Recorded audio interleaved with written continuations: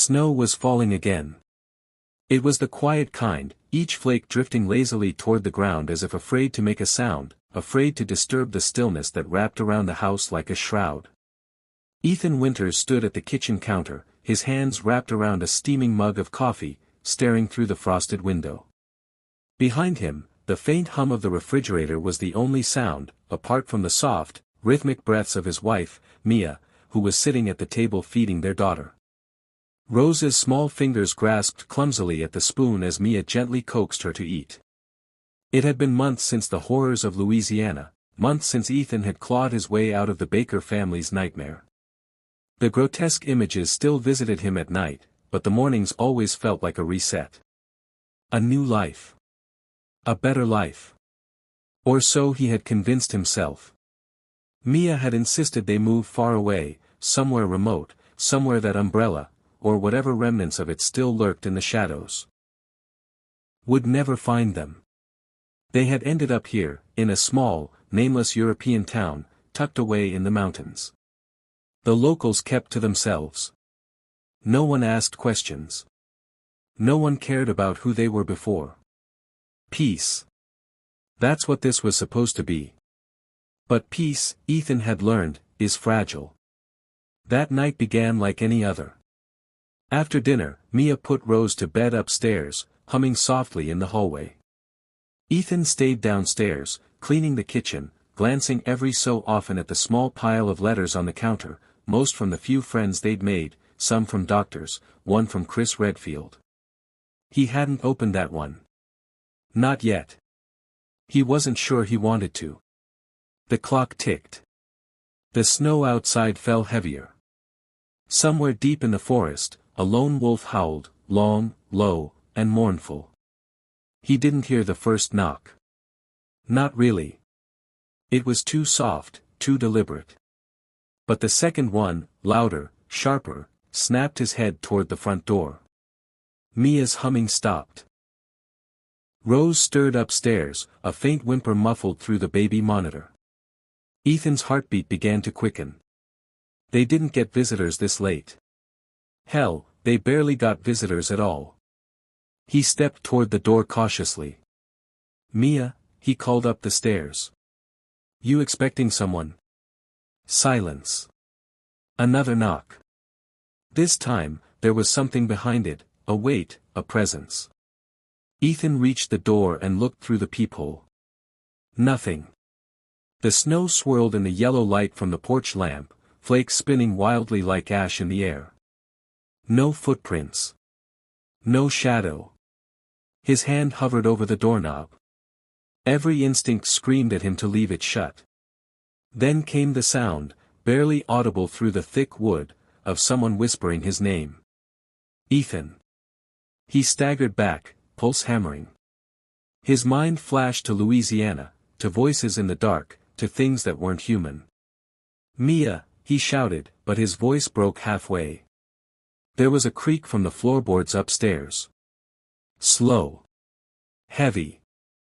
That wasn't Mia. The baby. Monitor hissed with static, and then, through the distortion, came the unmistakable sound of Rose crying.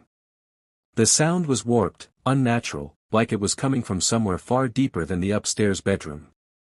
Ethan bolted for the stairs, taking them two at a time. The hallway light flickered as he reached the top. Rose's bedroom door was slightly ajar, the faint glow of her nightlight spilling into the hall. Mia, he whispered, stepping forward. The door creaked wider on its own. Inside, the crib was empty. His breath caught in his throat. He turned sharply, scanning the room. Rose's blanket lay crumpled on the floor. The curtains rustled though the window was shut tight. And in the far corner of the room, someone was standing there. It took Ethan's brain a moment to process what he was seeing. Tall. Broad shoulders. The figure stepped forward into the light, revealing a familiar face beneath the shadow of a hood. Chris Redfield. Ethan exhaled sharply, relief flooding in.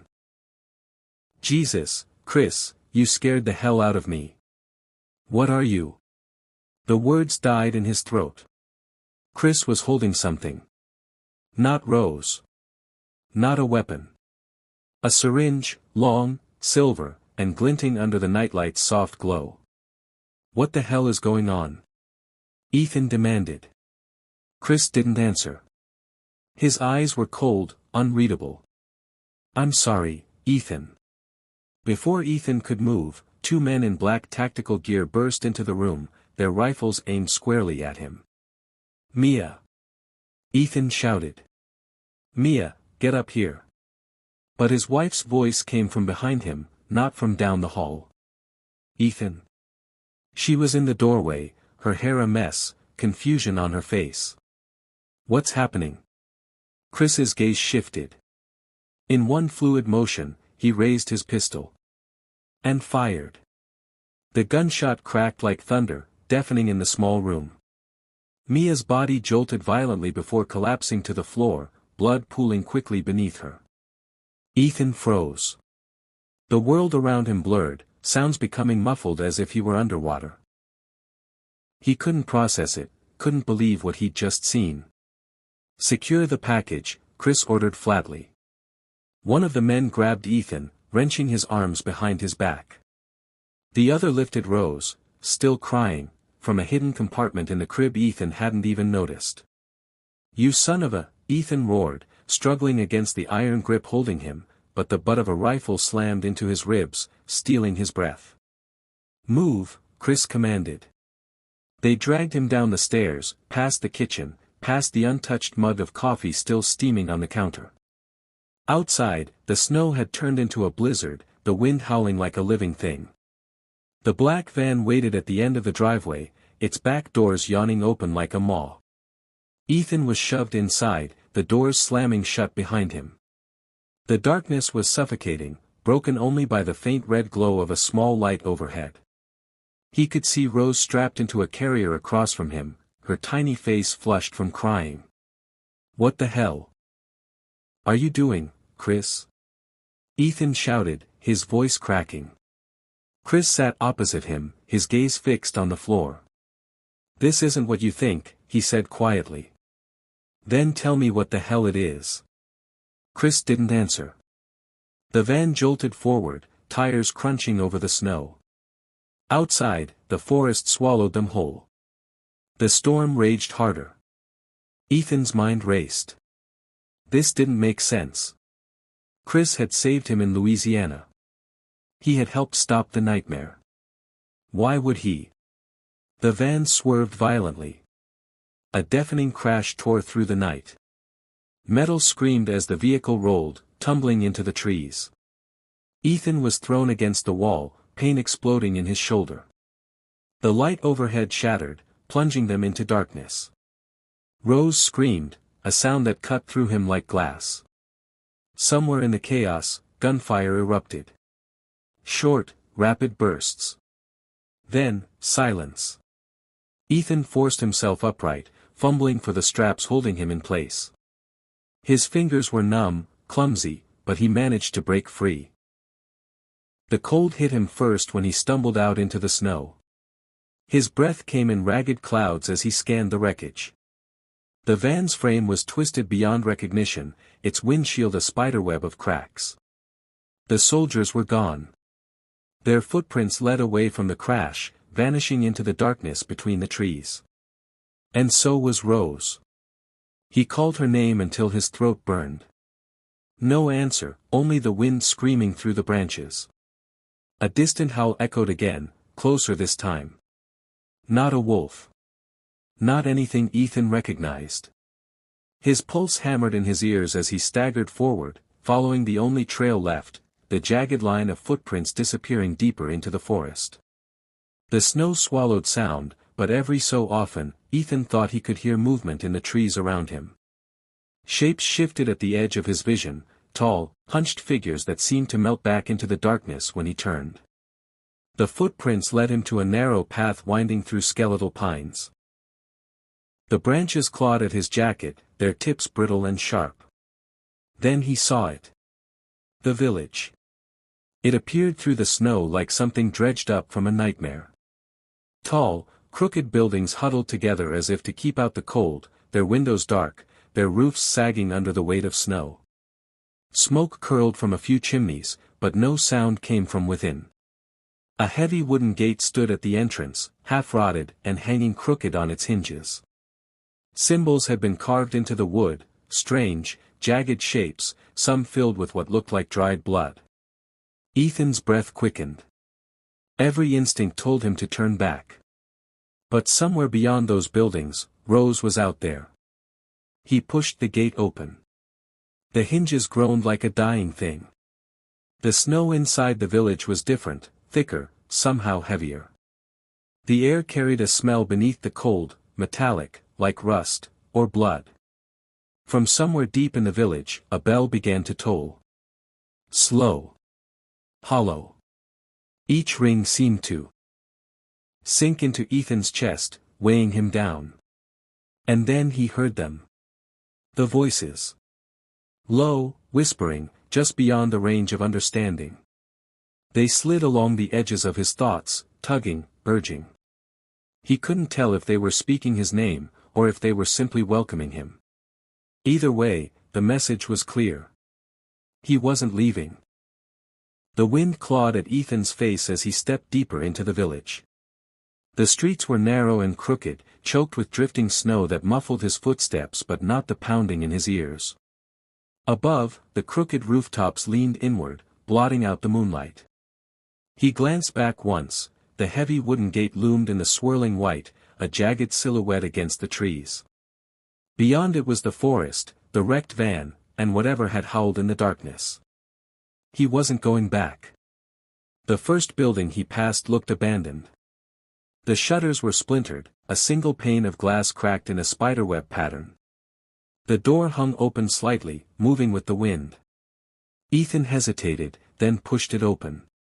Inside, the air was thick with dust and the smell of something long dead. The floorboards creaked under his boots.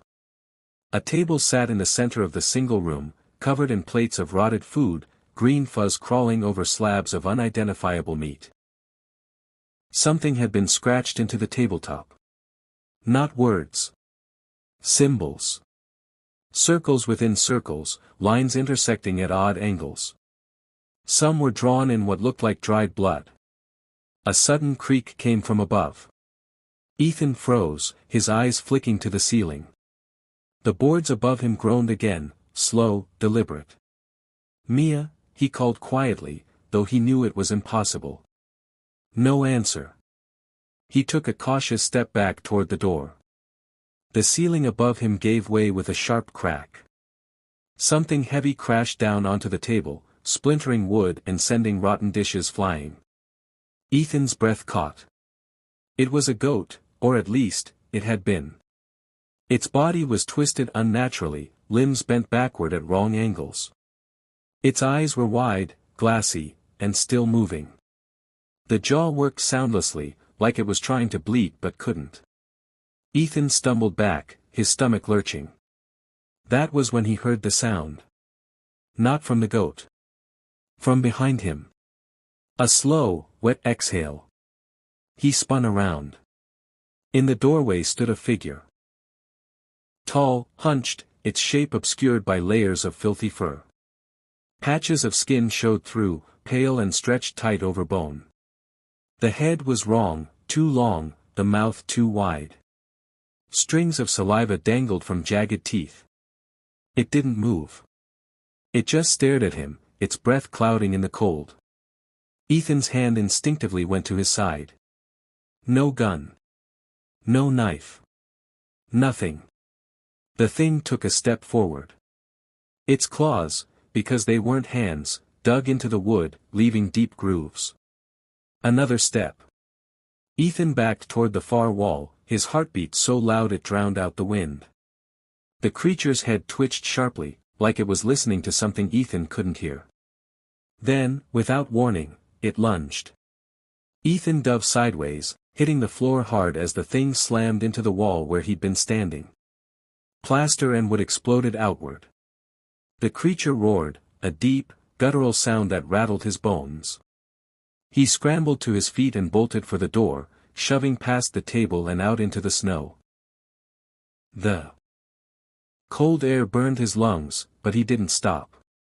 His boots crunched over the frozen ground as he sprinted down the narrow street, weaving between buildings. The roar came again, closer. Something slammed into him from the side, sending him sprawling into the snow. He rolled onto his back just in time to see the creature bearing down on him, its mouth open wide enough to swallow half his head. And then, a deafening crack. The creature's head snapped back. A spray of black blood hit the snow, steaming where it landed. From the shadows, a figure emerged. Short, round, wrapped in a thick coat. His face was flushed from the cold, his eyes sharp despite his size. He held a massive shotgun like it was an extension of his arm. "You're a long way from home, friend," the man said, his voice deep and oddly calm. Ethan struggled to his feet, chest heaving. "Who the hell?" "No time," the man cut in. He glanced at the twitching body of the creature. "More'll be coming." Ethan swallowed hard. "They have my daughter." "They have a lot of things," the man said. "If you want to keep breathing, follow me." Ethan hesitated, then followed as the man turned down an alley. The snow here was darker, stained in places with rusty streaks that trailed under doors. The air reeked of iron and rot.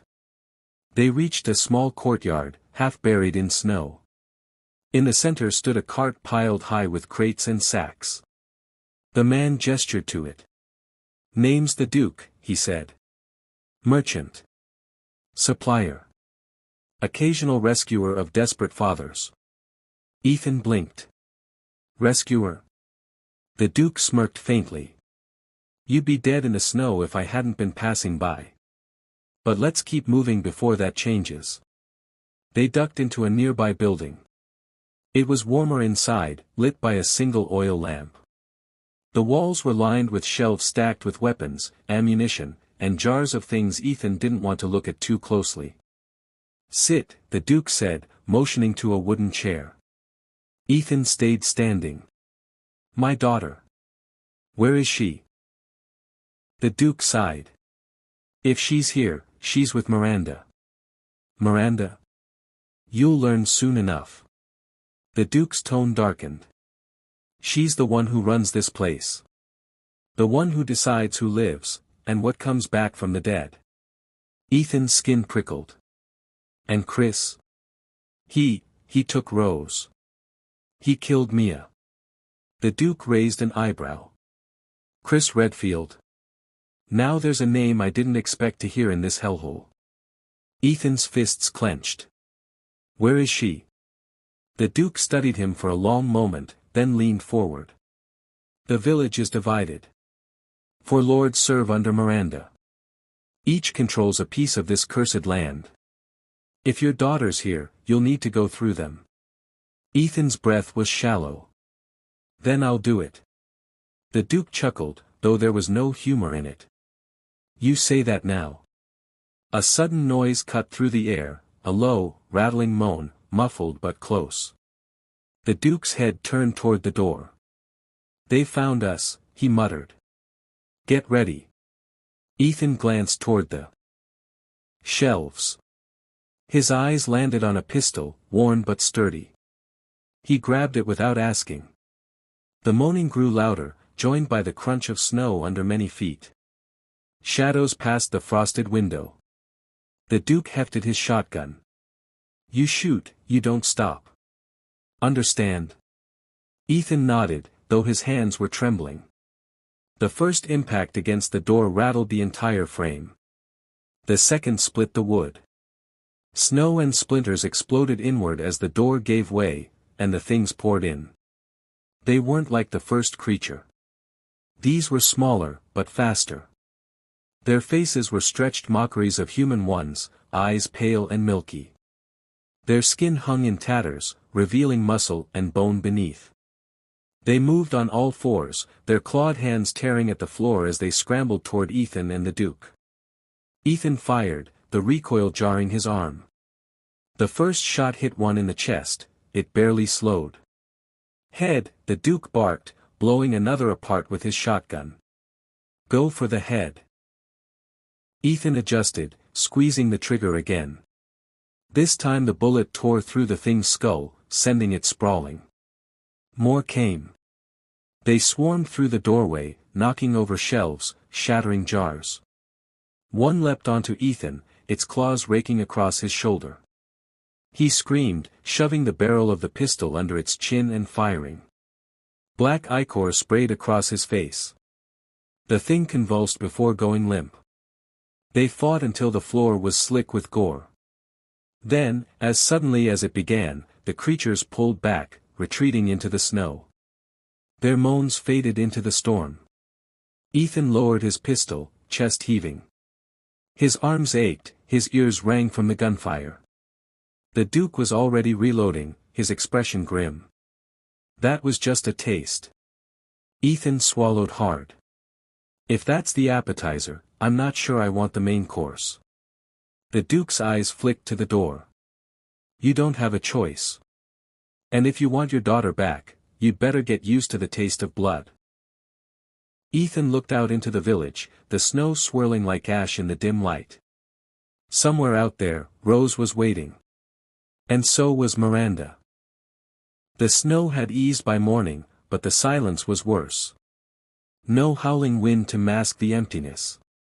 No creak of doors or shutters. Just stillness, and the crunch of Ethan's boots as he followed the Duke through the frozen streets. The sky was a dull, colorless gray. Frost clung to the jagged roofs, and smoke curled lazily from a few chimneys, though Ethan saw no one tending them. You'll start here, the Duke said, his breath visible in the cold. The First Lord. Lady Dimitrescu. The name rolled off his tongue with a kind of grim weight, like he was speaking a curse. She's not entirely human, the Duke continued. But she has what you need. Or at least, a piece of it. Ethan frowned. A piece of what? Your daughter. They stopped at the edge of the village. Beyond was a snow-covered field, the stalks of last season's crops brittle and gray. A single dirt path wound through it, leading toward a looming silhouette in the distance. It wasn't a house. It was a castle. Tall, black spires clawed at the sky, their tips lost in the low-hanging clouds. The walls were ancient stone, mottled with frost and ivy. The structure seemed to lean forward slightly, as if it were alive and straining to get a better look at them. Ethan swallowed. That's where she lives. The Duke nodded. Bring warm clothes, and a strong stomach. They crossed the field, the stalks whispering faintly as they brushed against Ethan's coat. He kept his eyes on the path, but every so often, he thought he saw movement in the rows. Small figures, hunched low, darting between the dead plants. When he turned to look, there was nothing but brittle stems swaying in the cold breeze. Halfway through, the smell hit him. Rot, thick and cloying, like something had been buried under the snow for too long. Ethan's boots crunched on something that wasn't frozen soil. He looked down. A hand. Pale, stiff fingers jutted out from the snow, the skin gray and cracked. The nails were blackened, claw-like. The wrist disappeared into the frozen earth, as if the body had been dragged under. The Duke glanced back. Keep moving. Ethan tore his eyes away, but more appeared as they went, an arm here, a leg there. Some so decayed they were little more than bone, others fresh enough that their skin glistened under the frost. By the time they reached the far end of the field, Ethan's stomach was tight, his hands numb from gripping the pistol in his coat pocket. The path ended at a massive set of iron gates, their bars twisted into ornate patterns that somehow resembled screaming faces. Beyond, the castle loomed even larger, its stone walls streaked with black. The Duke stopped. I don't go past this point. You're not coming? Ethan asked. The Duke smiled faintly. I'm not suicidal. Ethan looked back toward the field. The stalks seemed taller now, the path vanishing into the snow behind them. The idea of going back that way alone felt worse than stepping forward. He nodded once. All right. Good man, the Duke said, and with that, he turned and vanished into the mist. Ethan pushed the gates open. The hinges screamed in protest, the sound echoing into the courtyard beyond. The ground here was paved with cracked stones, half covered in ice. Statues lined the path, women carved in pale marble, their expressions serene, until Ethan got closer. The faces were cracked. Chunks of stone had fallen away to reveal something beneath, not hollow, but fleshy. The eye of one statue glistened wetly in the cold light. The lips of another were parted just enough to reveal actual teeth. Ethan's breath caught. These weren't statues. A faint creak sounded ahead. The massive front doors of the castle were swinging inward on their own. The air inside was warmer, but heavy with a metallic tang. The entry hall was grand, high ceilings, chandeliers dripping with crystals, a staircase sweeping upward in a perfect curve. But it wasn't welcoming. The wallpaper was peeling in long, curling strips. The wood of the banister was dark and sticky in places, as though something had soaked into it. The chandeliers swayed faintly, though there was no breeze. Ethan stepped forward, his boots echoing on the marble floor. He called out. "Hello." The sound bounced back at him, warped. Then, from above, the click of heels. 3 figures descended the staircase. Tall, impossibly tall, their limbs too long for their bodies. They wore flowing gowns, black and shimmering in the low light. Their faces were pale, almost translucent, eyes golden and hungry. Ethan took a step back. The one in front smiled, revealing teeth that were far too sharp. "Oh, a guest." Her voice was smooth, rich, yet it slithered over Ethan's skin like something alive. He raised his pistol. "Where's my daughter?" The smile widened. "You're warm. I can smell it on you." They moved faster than he could track. One moment they were at the stairs, the next they were circling him, their skirts brushing his legs, their fingers trailing along his arms and shoulders. The tallest of them leaned close to his ear. "You're in Lady Dimitrescu's house now. You don't leave until she's done with you." Ethan shoved her back and fired. The bullet passed clean through her, black mist spraying where blood should have been. She laughed, the sound echoing unnaturally in the high ceiling. Another grabbed his wrist, her nails digging deep into his skin. Ethan gritted his teeth, yanking free, and ran for the nearest door. The hall beyond was narrow and dimly lit, lined with portraits whose eyes followed him as he passed. He could hear the click of heels behind him, slow now, deliberate, like they were letting him think he had a chance. He turned a corner and slammed the door behind him. The room he entered was a dining hall, the long table set for a feast. Only, the plates weren't filled with food. They were piled with raw meat, some clearly human. Bones had been arranged into decorative patterns between goblets filled with a thick, dark liquid. The smell was overwhelming. Ethan stumbled back toward the door, only to find it locked. From the shadows at the far end of the table, a shape rose. Tall. Taller than the others. Her figure was almost regal, her gown flowing like liquid shadow. Her skin was pale as milk, her lips painted deep red. She looked down at him from a height that had to be nearly 9 feet. "Mr. Winters," she said, her voice rich and cold. "Welcome to my home." Ethan's throat tightened. "Where's Rose?" A faint smile played at her lips. "Safe. For now. But such things are earned, not given." She stepped closer, each footfall deliberate. The air around her seemed heavier, pressing in on him. "You brought the scent of the outside world into my halls," she said. "It's been so long since I've tasted it." Ethan raised his pistol. "Stay back." Her smile didn't falter. "Oh, I intend to." She glanced at the ceiling, and Ethan heard it, scratching. Crawling. Something moving just above him, many somethings. A panel in the ceiling burst open, and pale, skeletal creatures dropped into the room, their mouths splitting wide into tooth-filled maws. Lady Dimitrescu turned away, her gown trailing behind her like spilled ink. "Do enjoy your stay, Mr. Winters." The first one hit the floor with a wet thud, the impact rattling the plates on the table. Ethan barely had time to raise his pistol before the second and third dropped, their limbs splaying unnaturally as they scuttled upright. They weren't human. They weren't even fully animal. Thin, elongated torsos curved into spindly limbs that bent in wrong directions, their skin pale and paper-thin, stretched so tightly over bone that it tore when they moved. Their heads were elongated, the mouth splitting back past the jawline to reveal rows of small, needle-like teeth. The air around them was thick with the stench of rot and something sweet. And then he realized what the sound was. Not just claws on stone. The buzzing. The things weren't entirely solid, clouds of black, writhing flies swarmed from the gaps in their skin, spilling into the air with each movement. Ethan fired at the closest one, the shot cracking through the hull. The creature's head snapped back, but it didn't fall. Instead, its skin split further, and more flies poured out, crawling over the walls, the floor, his boots. Another lunged.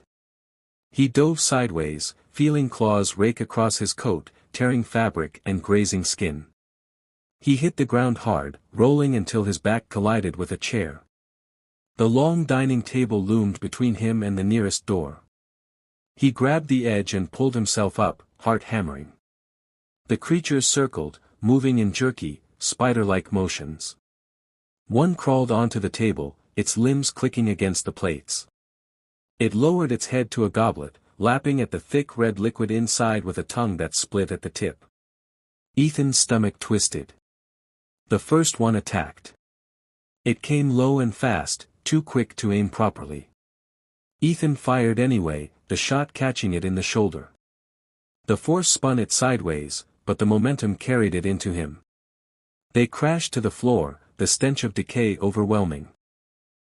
The creature's mouth opened wide enough to unhinge, and Ethan shoved the barrel of the pistol into it. He pulled the trigger.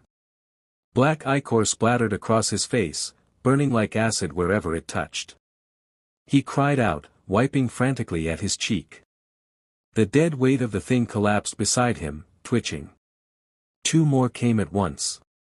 He fired until the slide clicked empty.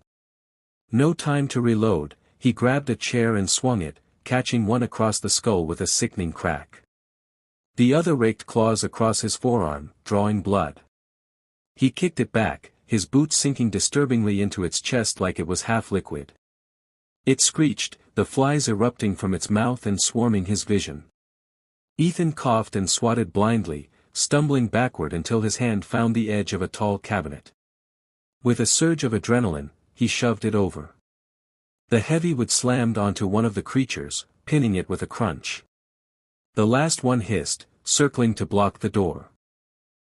Ethan reloaded with shaking hands, the metal cold and slick with sweat. It lunged. He fired twice, once in the chest, once in the head. The thing crumpled, its body unraveling into a swarm of flies that scattered toward the shadows. The room was silent again, except for his ragged breathing. The smell of burnt powder mixed with the coppery tang of whatever had been in those goblets. Ethan didn't wait. He pushed through the nearest door, stepping into a dim corridor lined with tall windows. Outside, the snow was falling again, but the glass distorted the view, making the flakes look like ash. He moved quickly, boots crunching on scattered shards of porcelain. The corridor ended in a set of double doors carved with roses and thorns. He pushed them open into another vast chamber, this one a bedroom. If it belonged to Lady Dimitrescu, it was as unnerving as it was opulent. The bed was enormous, its posts carved into twisting figures that looked disturbingly human in shape. The curtains were deep crimson, heavy enough to block all outside light. A vanity sat against the far wall, its mirror cracked in a spiderweb pattern. Bottles and jars were scattered across it, perfumes, powders, and others containing murky fluids with pale shapes floating inside. On the dresser lay something small. A ribbon. Ethan stepped closer. The ribbon was white, embroidered with tiny yellow flowers. He knew it instantly, it was Rose's. He had seen Mia tie it in her hair the day before everything shattered. His chest tightened. She'd been here. He was reaching for it when a shadow moved in the mirror. Ethan spun. Nothing. But when he turned back, the ribbon was gone. A voice drifted through the chamber.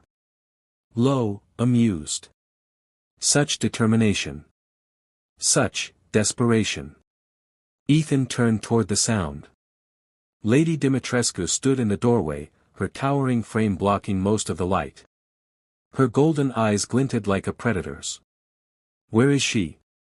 Ethan demanded, his voice raw. The faintest smile touched her lips. So small. So fragile. I almost envy her youth. Tell me where she is. She stepped forward, and the floor seemed to groan beneath her weight. You'll have your answer, if you survive. She moved faster than he thought possible, her long fingers closing around his throat. She lifted him off the floor effortlessly, his boots kicking against the air. Up close, Ethan could see the fine cracks in her skin, like marble under too much pressure. Her grip was cold, unnaturally so. You bleed so easily, she murmured, tilting her head. It's intoxicating. Ethan swung the pistol up and fired point blank. The shot went through her shoulder. She didn't flinch. Instead, she smiled wider, and her nails lengthened into curved, razor-sharp talons. She hurled him across the room. He hit the bed frame hard enough to splinter wood. By the time he staggered to his feet, she was gone. But the room wasn't empty. The sound came first, wet, labored breathing. From the corner, something crawled into the light. It wore scraps of what might once have been a servant's uniform, but its body was grotesquely swollen, bulging with movement beneath the skin. As it lurched toward him, the skin tore in places, and small, pale larvae spilled out onto the floor, wriggling toward him. Ethan backed away, gagging. He fired twice, the bullets sinking into the bloated mass. A high-pitched shriek erupted from within it, and the thing collapsed, splitting open completely. From the cavity emerged something else, thin, insect-like, with a segmented body and too many legs. It scuttled toward him, fast. Ethan emptied the magazine into it. The final shot tore through its head, spraying greenish fluid that hissed where it hit the floorboards. The smell made his eyes water.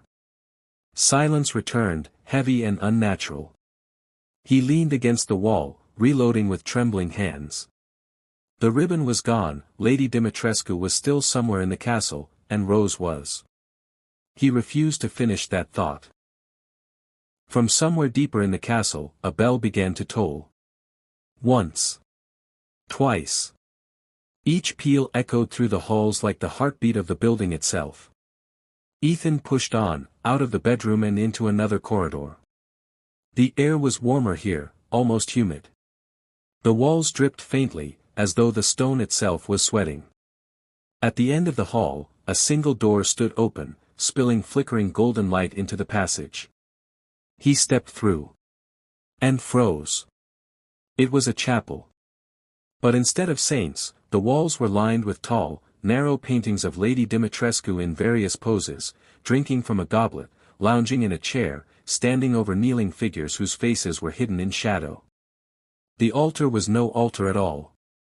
It was a table. And on it lay a body. Ethan's breath caught, it wasn't Rose. But it was a woman, pale and still, her neck torn open. The blood had been carefully collected in crystal decanters that lined the altar's edge. Behind it, a stone relief depicted the Umbrella Corporation logo, but distorted, the lines curling into something more like a sigil, surrounded by shapes that looked disturbingly organic. His stomach turned cold. This wasn't just some vampire cult. This was connected. A sound behind him made him spin. The three daughters were there, smiling. And the door had closed. The wind screamed like a dying animal as Ethan stumbled deeper into the forest, guided only by the faint red glow spilling from between the skeletal trees. His boots crunched over the frozen ground, but the sound was drowned out by the deep, guttural howls echoing through the night. He gripped his pistol tighter, the metallic scent of blood already heavy in the air. Somewhere behind him, the tree-line creaked like it was breathing. The Duke's warning echoed in his mind, the blood moon awakens the oldest hunger. Do not linger, Mr. Winters, not tonight. But Ethan didn't have a choice.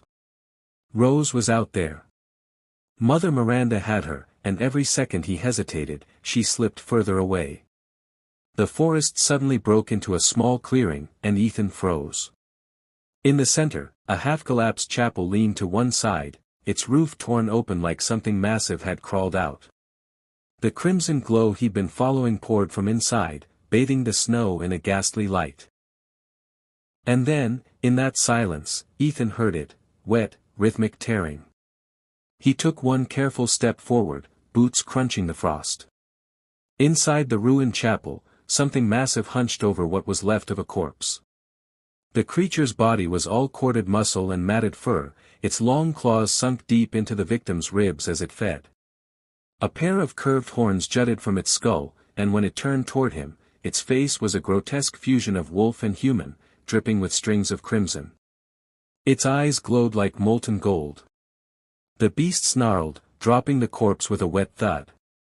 Ethan raised his pistol, heart pounding, but before he could fire, the thing lunged. It hit him like a freight train, slamming him through the rotting chapel doors into the snow outside. His weapon skittered away, disappearing under the frost. The breath was knocked out of him as the creature pinned him down, hot drool dripping onto his face. Its claws flexed, ready to carve him open. Bang! The beast jerked violently, a chunk of its shoulder exploding in blood. Ethan turned his head to see a figure stepping out of the shadows, a gaunt man in a black duster, a long-barreled rifle in his hands. His eyes were hollow, dead things, but his voice was sharp. You're in the wrong place, stranger. The beast roared, abandoning Ethan and charging the rifleman. The man moved with unnatural speed, sidestepping the lunge and firing again, the shot tearing through the creature's thigh. Ethan scrambled for his pistol and fired into its side. The thing howled, retreating into the tree-line, its massive form disappearing as quickly as it had appeared. The rifleman turned to Ethan, his expression unreadable. They call it Varkalak, he said. The Alpha. It only hunts under the blood moon. Who the hell are you? Ethan demanded, standing shakily. Someone who's been killing these things long before you showed up.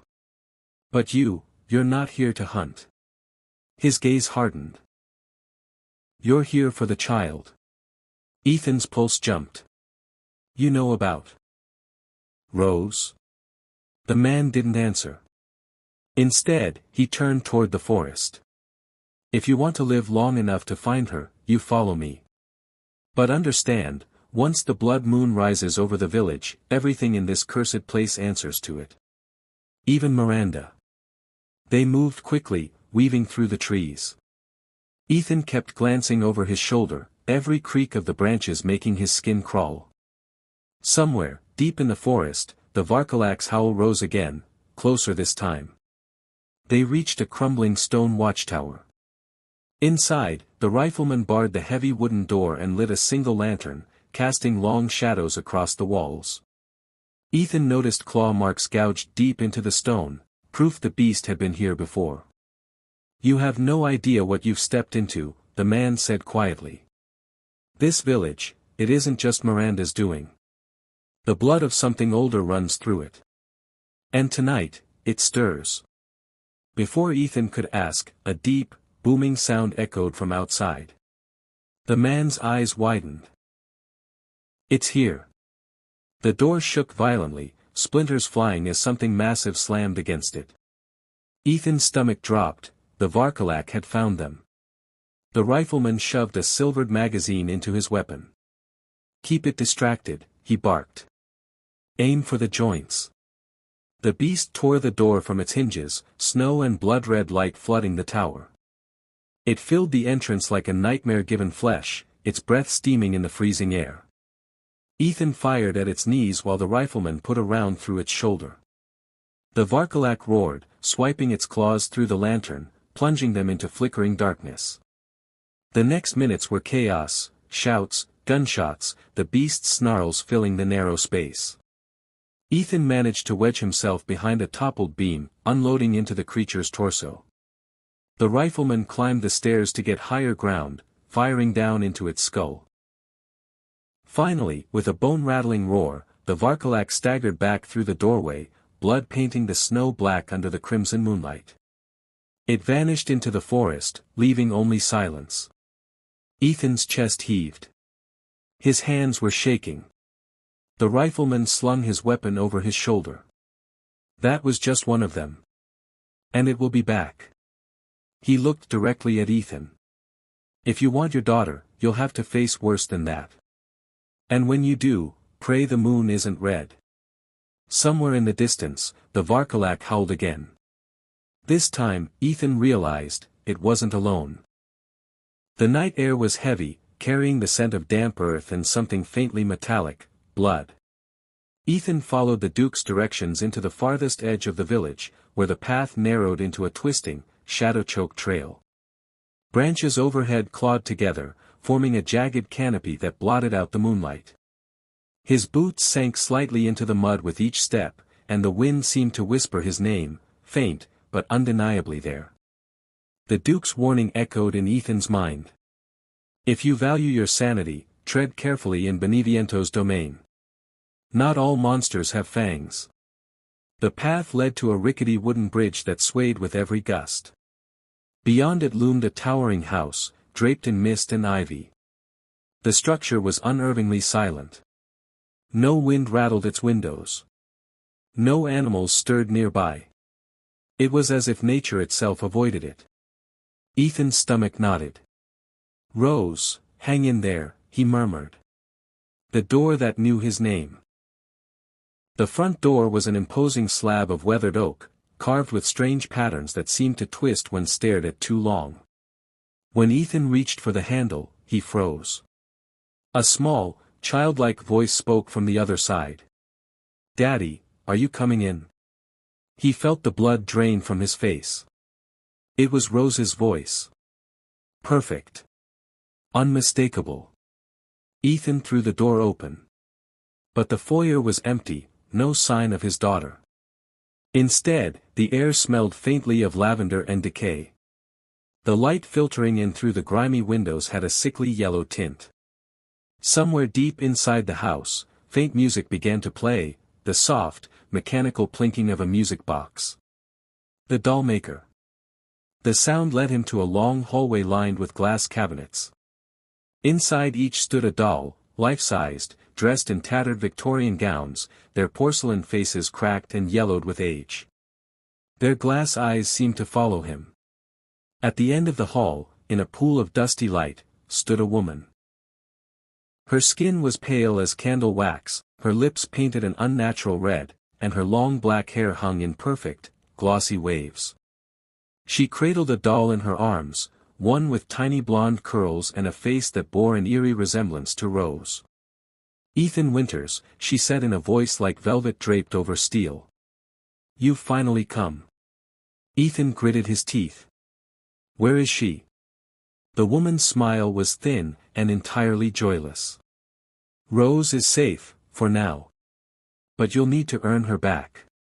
She tilted her head, and the dolls in the cabinet seemed to tilt theirs in unison. "I am Donna Beneviento, and I make families whole." Before Ethan could speak, his vision blurred. A wave of dizziness struck him, and the walls seemed to breathe. The dolls twitched, their porcelain necks creaking as they turned to watch him. When the vertigo passed, the woman was gone. The game begins. Ethan stumbled into the next room, a dim workshop cluttered with wooden limbs, painted faces, and jars of cloudy water. In the center was a table with a body-sized cloth draped over it. As he approached, the cloth slid away on its own, revealing a doll, shaped exactly like Mia. His breath caught in his throat. It wasn't just a passing resemblance, every detail was perfect, the curve of her cheek, the tiny scar above her eyebrow, even the faint scent of her perfume. A note lay beside it. Take her apart, piece by piece. Find the truth. Ethan hesitated, but the house seemed to press in around him. The music box played somewhere upstairs, its tune warping and slowing. He worked quickly, removing panels in the doll's limbs and torso, finding small keys, scraps of paper, and a blood-stained ring. Each discovery unlocked another door in the house. But the deeper he went, the stranger things became. Shadows flickered across the walls, though nothing cast them. A phone in an abandoned study rang once, twice, and when Ethan answered, Mia's voice was on the other end. Why did you let them take her, Ethan? You could have stopped them. But you didn't. Click. His hands trembled as he hung up. His heartbeat thundered in his ears. The trail of keys led to a narrow staircase spiraling downward into a basement that smelled of mildew and rust. The walls wept moisture. Somewhere in the dark ahead, something moved. At first it was just a wet, dragging sound, then a high-pitched, breathy giggle. Ethan's flashlight beam wavered as a massive shadow crawled into view, an elongated, pale figure with stubby limbs and a head far too large for its body. It was hairless, its skin stretched thin and slick, and from its gaping mouth spilled a sound that curdled Ethan's blood. Da-dee-dee-why-why-why-why. It was shaped like a newborn, but grotesquely wrong, its features warped as though molded by unsteady hands. It began to crawl toward him, the floorboards groaning beneath its weight. Ethan's instincts screamed at him to run. He fled through the twisting corridors of the basement, slamming doors behind him, but the thing kept coming. Its cries echoed. Sometimes right behind him, sometimes impossibly far away. His flashlight flickered, casting warped shadows across jars of pickled dolls' heads and strange anatomical sketches. At last, he burst into a service lift and slammed the gate shut. The pale creature lunged, its swollen hands gripping the bars, its teeth gnashing inches from his face. But the lift shuddered upward, pulling him out of its reach. Even as the doors opened into another dim hallway, Ethan could still hear it below, wailing and clawing at the stone. He found himself back in the upper floor, in a room filled with scattered doll parts. In the center, the Mia doll lay once more, this time standing upright, its eyes glowing faintly. Find me, Donna's voice whispered from everywhere at once. The room warped around him. Dozens of dolls shambled forward, their porcelain feet clicking like insect legs. Ethan tore into them with his knife, searching desperately until he found one doll with a thin veil, Donna's miniature likeness. He plunged the blade into its chest. Donna's scream split the air, sharp and inhuman. The illusion shattered. The room was suddenly quiet, the air still. The dolls lay motionless, their faces cracked. On the floor before him was Donna herself, lifeless, her porcelain mask split in two. Ethan staggered out of the house into the cold night air, clutching a fragment of Rose's clothes he had found on the doll. One more piece of his daughter reclaimed, but the nightmare was far from over. The Duke's voice seemed to echo in his head. Every path you take brings you closer to Miranda, and closer to the truth you may wish you'd never learned. The storm had swallowed the sky whole.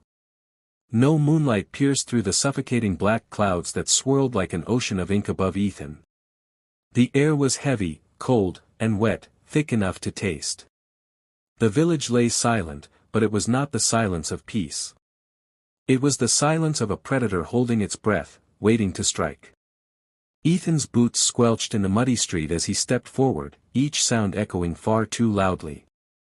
The houses around him leaned like corpses in a graveyard, their walls rotting, windows shattered, and roofs sagging under the weight of decay. Faint, rancid steam rose from the gutters, carrying with it the stench of wet fur, rotting meat, and something far older, something that smelled like the inside of a tomb that had been sealed for centuries. Rose was close. He could feel it, not just in his bones, but in the way the village seemed to pulse, as though it had a heartbeat of its own. The shadows moved too slowly here, stretching unnaturally, as if time itself hesitated. The Duke's voice still echoed in his mind, "Once you step into the heart of her domain, there will be no turning back, Ethan. Mother Miranda doesn't lose, unless you kill her outright." The ground trembled. Somewhere in the distance, a low, guttural howl rose, reverberating through the entire village. It wasn't the sound of a single beast, it was a chorus, hundreds of voices overlapping in perfect, monstrous harmony. Ethan's hand tightened around the shotgun. His breath misted in front of him, curling into strange shapes that seemed to writhe before vanishing. He passed a shrine, if it could even be called that, built from bones. Human skulls, animal jaws, twisted spines, all bound together with strips of dried, leathery skin. The centerpiece was a massive wolf skull, its teeth sharpened to unnatural points. Beneath it lay a basin, half filled with thick, dark blood that seemed to steam in the cold air. Flies swarmed over it, but the buzzing they made was wrong. It was rhythmic, like chanting. Something whispered his name. Not in front of him. Not behind him. Inside him. He stopped. His heartbeat began to pound, not in his chest, but in his ears. The world tilted ever so slightly, and the air around him grew hot, suffocating. When he turned his head, the houses on either side seemed closer than before, the alleyways narrower, the darkness deeper. A shadow darted across the roofline ahead. Then another. And another. They were moving too fast to follow, their bodies distorting mid-leap, as if they had too many joints, too many limbs. Their growls came from above, below, all around him. He reached the gates to the churchyard, the place where Miranda was said to dwell. The wooden doors stood ajar, swaying slightly though no wind touched them. Each creak they made sounded like bones snapping. Beyond the threshold, the path led through a twisted garden, overgrown with thorny vines that dripped with a black, tar-like substance. He stepped inside. The garden writhed. The vines moved like serpents, tightening and relaxing as though breathing. Flowers bloomed before his eyes, opening with wet, meaty sounds to reveal petals made not of silk, but of thin, quivering flesh. The air reeked of iron. His boots squished on something that was not soil. Looking down, he realized he was standing on a carpet of hair, human hair, matted and tangled, stretching in every direction. He forced himself forward, the shotgun heavy in his trembling hands. At the far end of the garden, she stood. Mother Miranda. Her body seemed to shift between forms, a tall, regal woman draped in black, her face hidden behind a golden mask, then a monstrous, bird-like creature with wings made of shredded flesh and bone, then a shadow, then something so alien that his eyes couldn't fully comprehend it. She didn't walk toward him, she glided, her feet never touching the ground, her presence pushing the air from his lungs. Ethan Winters. Her voice was calm, almost soothing, but layered with something inhuman, like dozens of voices speaking in unison. You've come far. But you are far too late. His voice was hoarse when he finally spoke. Where's Rose? The mask tilted, and though he couldn't see her face, he felt her smile. She is already becoming what she was meant to be. My daughter, my vessel. You're not taking her. You don't understand, Miranda whispered, drifting closer. The vines in the garden began to twist tighter, the flowers splitting open to reveal teeth. She is the key to bringing back my own child. Do you think I would allow your pathetic bloodline to keep her? Ethan raised the shotgun and fired. The blast echoed like thunder, the recoil slamming into his shoulder. Miranda staggered back, but only for a moment. Her form shimmered, and where the buckshot should have torn flesh, there was nothing, just a hole in the air that sealed itself with a hiss. And then the world exploded into chaos. The vines lashed at him, whipping across his arms and face, tearing skin. The ground erupted, skeletal hands clawing out to grab his legs. Above, shapes leapt from the rooftops, werewolves with glowing yellow eyes, their fur matted with blood, their mouths frothing as they lunged. Ethan fired again, blasting one apart, but another tackled him from behind, claws raking across his back. Miranda's voice rang out above the noise, chanting in a language he didn't recognize. The very air seemed to solidify, pressing against his skin like invisible hands. His vision blurred. But then, he heard it. A cry. Rose. It cut through everything, the howls, the chanting, the pounding of his own heartbeat. His eyes locked on the far side of the courtyard, where a small, makeshift altar stood. Rose was there, bound in strips of black cloth, her tiny chest rising and falling with each muffled cry. Ethan roared, tearing himself free from the skeletal hands, blasting the werewolf off his back with the last shell in his shotgun. He sprinted forward, dodging whipping vines, ducking under clawed swipes, until he was just feet away. Miranda appeared between them. Her mask was gone now, revealing a face both beautiful and utterly horrifying, perfect features that shifted subtly with every heartbeat, eyes black and bottomless, skin that seemed too smooth, too flawless, as though stretched over something else entirely. "You will not leave here alive," she hissed. The battle was a blur of violence. Ethan emptied every bullet, every shell, every ounce of strength he had left. Miranda's form twisted again and again, wings, claws, shadow, serpent, always reforming no matter how many times he struck her down. The air stank of blood and burning flesh. His vision swam from exhaustion, but he kept going, driven by something stronger than fear, pure, desperate love for his daughter. Finally, with one last surge, he drove a blade deep into her chest. The scream that tore from her was unlike anything he had heard. Part human, part animal, part something not of this world. Her body convulsed, and for the first time, she stumbled. Ethan grabbed Rose, cradling her to his chest. Her tiny hands clutched at his shirt. But Miranda's laughter followed him as he turned to run. "You can't kill what is eternal, Ethan Winters. This village will never let you go." The ground beneath him cracked open, swallowing the garden, the church, the sky itself into a writhing pit of darkness. Ethan clutched Rose tighter, his scream lost in the roar of the collapsing world. And then, silence. The village was gone. But so was Ethan. Rose's faint cries echoed in the blackness, answered by 1,000 unseen voices whispering in unison. "Welcome home."